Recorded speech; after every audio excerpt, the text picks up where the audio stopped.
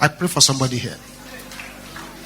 Every arrangement of darkness to prevent you from going to where the Almighty has ordained for you, I bury them now. I bury them now. I bury them now. I bury them now. I bury them now. I bury them now. I bury them now. In the name of Jesus. Let your amen roar like thunder.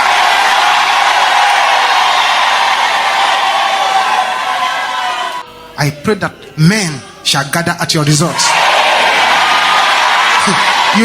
You don't understand that prayer. If you understand that prayer, your amen will be loud.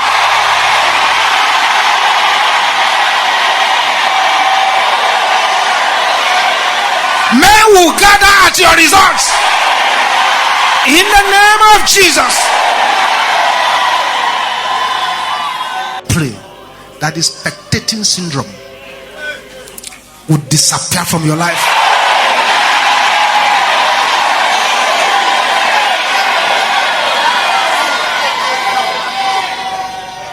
I pray for somebody here.